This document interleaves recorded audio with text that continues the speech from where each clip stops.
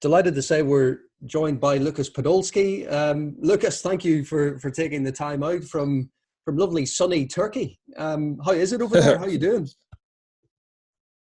It's exactly how you say. Is it nice, hot, and sunny? Because the summertime is coming now, and yeah, it's really nice. It's a cool place, and yeah, but football is stuck at the moment, so we're at the training. But the weather and everything, the rest is fine. Better than in the UK so far. That's not difficult. Yeah, it's easy. Yes. Yeah, how is it over there? What stage are you at? You've said there about coming back to training. How are you finding that, and what's it like at the moment? Yeah, we are training since now 1 week. We start last week. The league have to continue around middle of June, around 12th, 14th of June. We'll see if the date is fixed or not. And yeah, rest is fine. We prepare for the season. We train twice a day. We follow the rules, and this is the only thing what we can do. Stay positive, and rest. We have to wait for the federation, and the rest is nice. You know, it's a nice weather, enjoying with the family in the free time, and we'll wait for positive signals from the federation.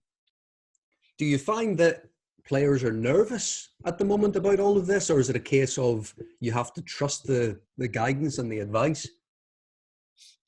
I think there are many questions from the clubs and from the players, especially now here in Turkey. I cannot speak about other countries, but because I'm not there. Yeah, I feel there's a lot of questions. When we start, what are the rules, and stuff like that. Because they give a date, but I think the date is not fixed. Let's see, because there are some corona in some few clubs. Let's see how it continue, and then you know, we have to wait for a decision from the federation. Only we can do as a club where I'm here, we can prepare for the season. We have to train, we have to be careful, and you know, be ready for the season. That's the only thing. And we've seen the Bundesliga come back. Did you manage to watch over the weekend, and how did you think that went as an experiment almost with football returning? You know, we as Germans, you know, once again we show our discipline, our mental strength, and how we can work together, like in the penalties against England. And no, you know, I'm from Germany, and I play most of the time in the Bundesliga, and I'm happy to see the Bundesliga is back. They managed it to come back to play the games. Nobody expected it before, but they done it. The federation, the politics, and the people, the clubs around, they manage it. They work together, and you know, they start to play, and everyone is now watching how they do it. And yeah, it's nice to see the games are back.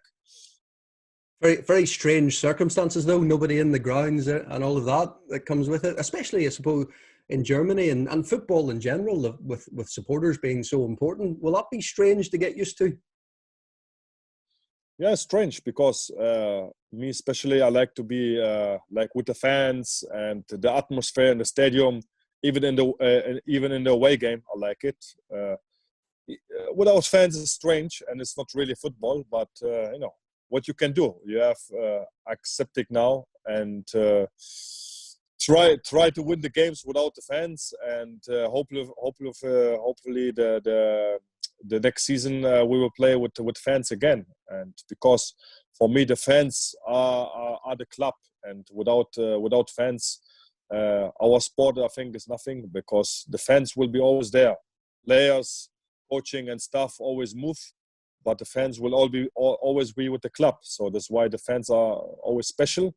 And I think, especially now at the games, the players see how important the fans are when they're playing without. Right, you mentioned penalties there before. What's the secret? What is the German secret when it comes to penalties? I don't know. It was a long time ago we had penalties against England. No, I don't know. Maybe it's luck. Maybe it's like I don't know.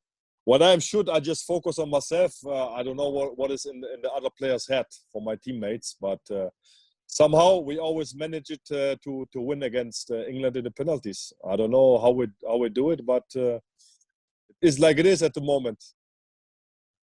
And it was, in terms of the international football, special for you because, I mean, to win 130 caps for your country, I mean, just talk us a bit about that. How special was that? Because it's not easy to win 130 caps for a nation like Germany.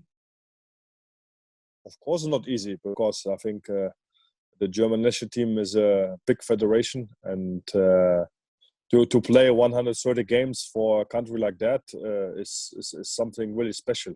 You start with 1, then you hope you get 10, then you hope you get 25 and maybe 50, and the next level you say 100 is a target, would be amazing, and then you are finished when you reach the 100. But I managed to play 130 times for Germany, and I feel very, very proud, and it's really something special for me when I look at the stats as well, goals and assists. So I can, when I stop playing football, I can reflect on that and say, I have a great career at the national team, and this is nice, and this is something special for me. How perfect was that send-off? When you think of the goal against England, final game, how special was that it was written in the stars in that way? Of course, was special. Was like a dream, like a movie. We play against England. My last game in the nice stadium was sold out. I think 70 to 75,000 people, and I managed to score a goal. And this is like a movie. And when you can draw a story before the game, it's exactly how it was. So nice memories, and always when I look back at the pictures or the movies, always proud of that moment.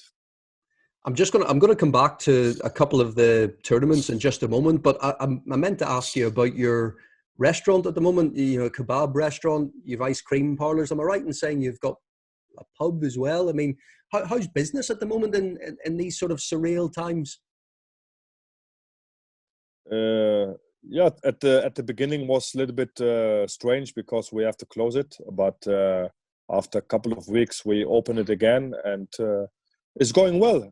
Past the last 3-4 years with the ice cream and with the kebab, I have a pub as well. So I have something to do when I stop playing football.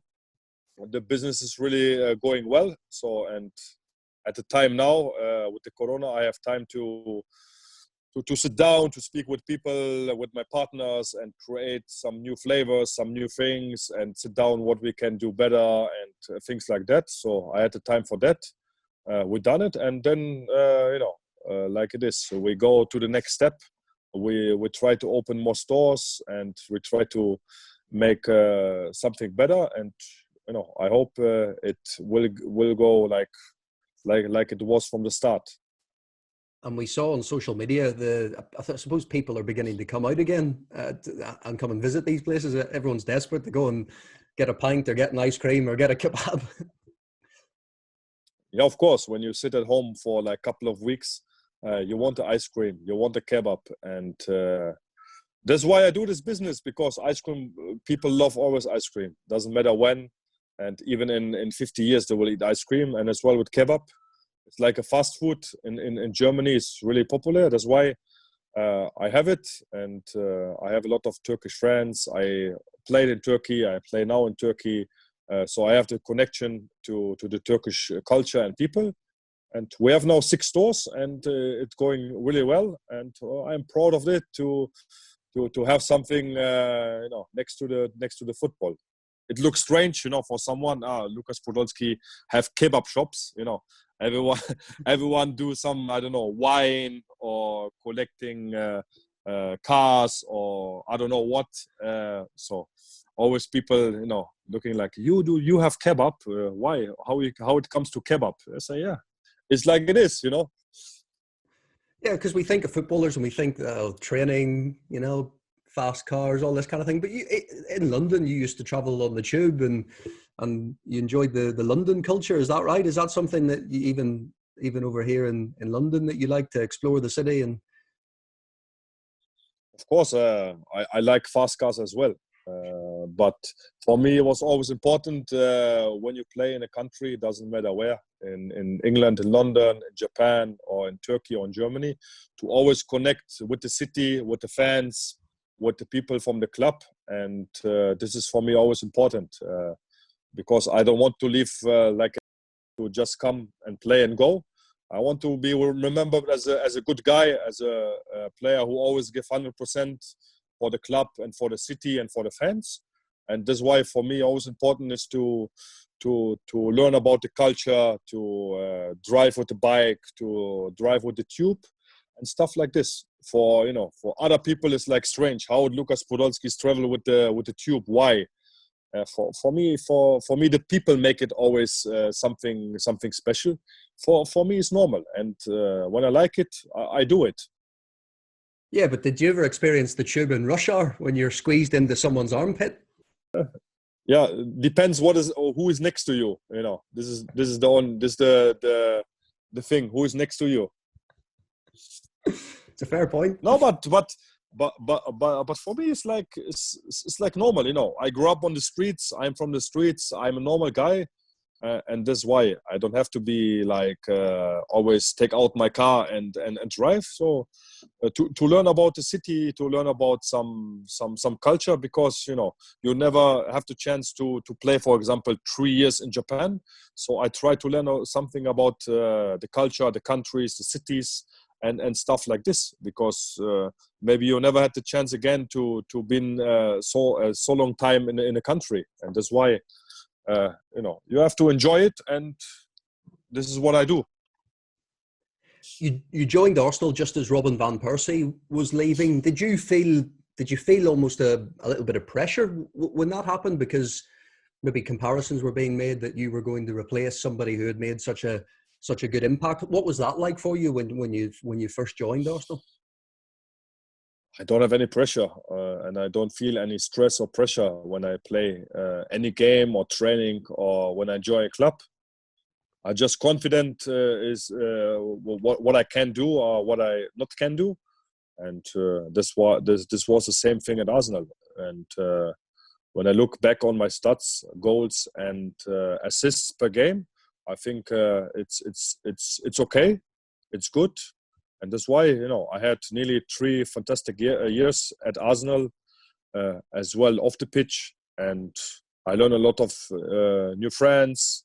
I learned a lot of new people, and I think people and fans remember me always, and so I don't feel any pressure when I come. Of course, you play with big players. It's the first time I was out of Germany, but on the other hand side, I was happy to join a big club like Arsenal, play in the Premier League, on the best league, and I really enjoy it. Every training, every game, because it was something special to play in the Premier League.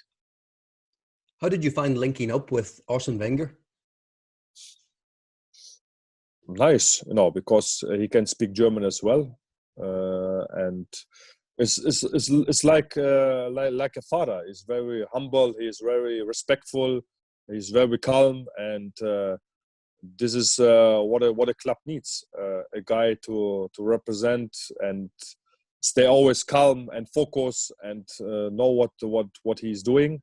Never get loud or stressful, and what he did for Arsenal. I think he's the main guy of Arsenal. What he's building there with the stadium facilities and the people around, and that's why he had a big impact there as well. And I still have a good connection to him, and I think it's one of the 5 to 10 coaches in all-time history of football. What do you make of the current Arsenal team now? Mm. With the potential what the club have, I think is not good enough, and I think they know it by themselves. They have the potential, they have the history, they have the stadium, they have the facilities. I think they have the money as well. But somehow, in the last couple of years, they don't have the success what they want.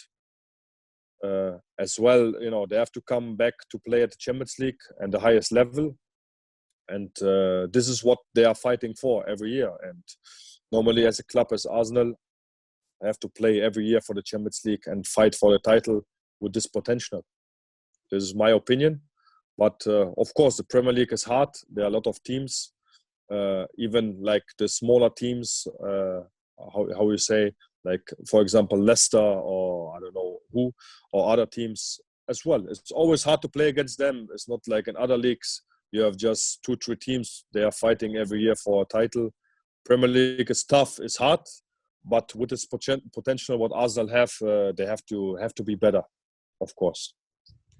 And one of the current players, one of your former international teammates, Mesut Ozil, he always seems to be discussed by football fans, by Arsenal fans. What is it about Ozil? Is he misunderstood, do you think, by football fans in England sometimes? Or do you think over in England, do they appreciate his talents enough? What is it about him that generates so much talk? You always talk about great players and good players. Even in other countries and other clubs, you see, like when Messi or Cristiano Ronaldo, for example, don't score for like 2 games, there's a big drama. And I think this is like with good and great players. They are always like in discussion with the fans, with the newspapers, and you have to deal with that. And this is like it is, what you can do. But I think Mesut Özil is a great player, and he do a fantastic job as well for the national team or for other clubs. And there's no discussion for me. He's a great player. But of course, sometimes it's like with me. Sometimes you have some good things, some bad things. Sometimes the coach is coming, you have a problem with him, or I don't know what. Sometimes you have an injury or something else. This is happens in football, and you have to deal with this situation sometimes. Do you think Ozil and Mikel Arteta are a good fit? I think it's a better fit than before, and because they are playing together, they know each other.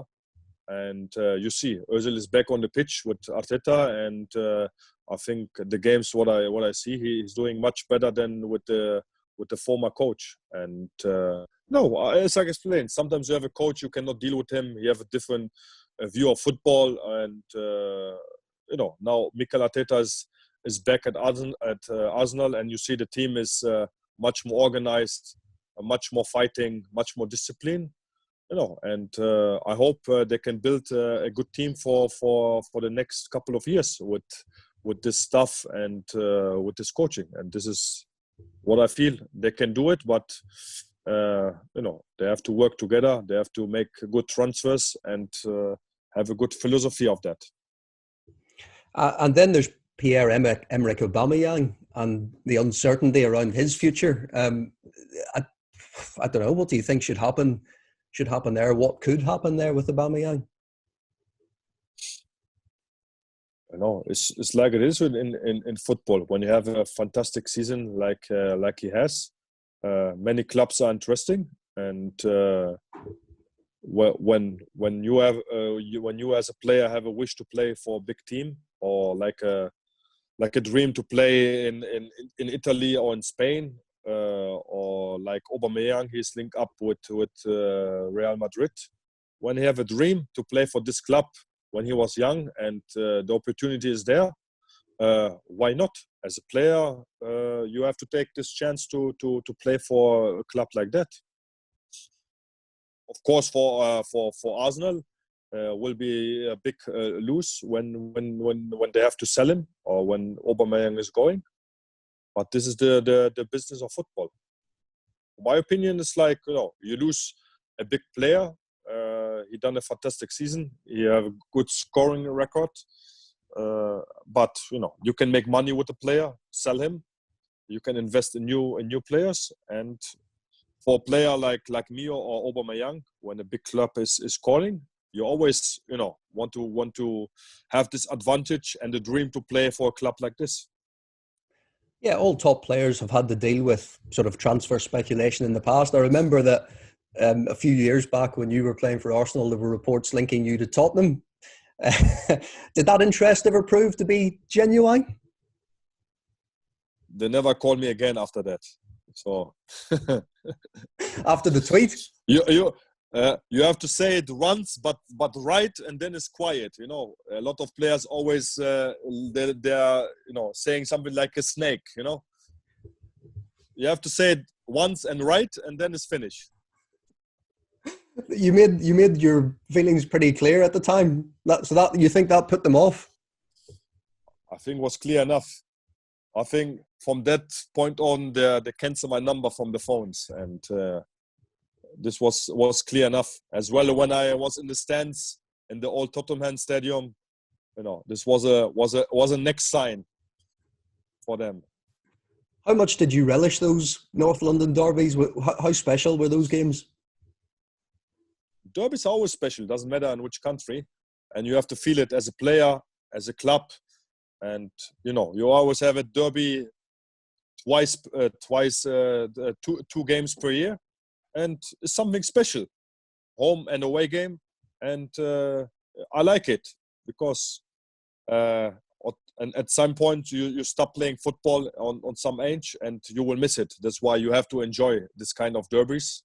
And for me, it was always something special to play derbies in any country I've been, because I'm from the street again. I like to be connected with the fans and to give 100% for the city, for the club, for the fans.